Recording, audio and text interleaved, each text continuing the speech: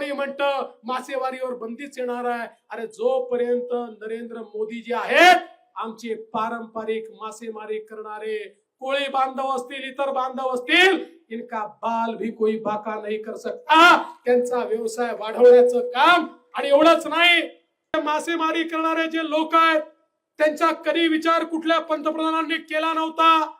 या ठिकाणी आमच्या कोळी बांधवांकरता नील क्रांती सारखी योजना मोदीजींनी आणली आणि या योजनेच्या अंतर्गत नवीन जेटी तयार करण्याचा विषय असेल, नवीन बोटी देण्याचा विषय असेल, नवीन फिशिंग हार्बर तयार करण्याचा विषय असेल, या ठिकाणी 2014 ते 2024 मध्ये सर्वात जास्त जेटी, सर्वात जास्त फिशिंग बोटी, सर्वात जास्त फिशिंग हार्बर या महाराष्ट्रात तयार करण्याचं काम हे मोदीजींच्या नेतृत्वात या ठिकाणी झालंय।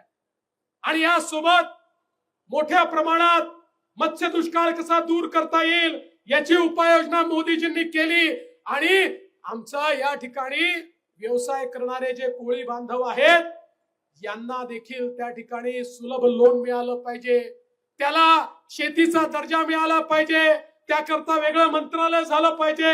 हे सगळं करण्याचं काम खऱ्या अर्थानं आमच्या मोदीजींनी केलं। आज अनेक लोक येतात आणि खोटं बोलतात।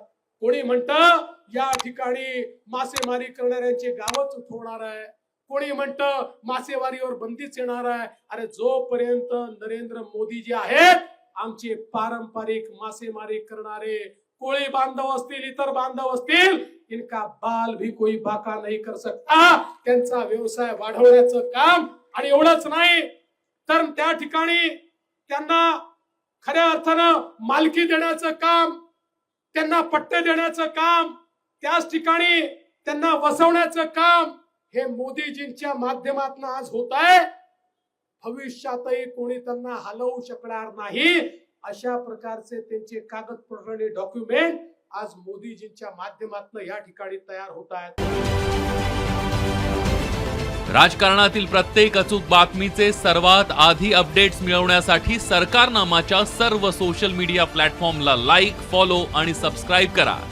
तसंच सर्व नोटिफिकेशनसाठी बेल आयकॉन प्रेस करायला विसरू नका।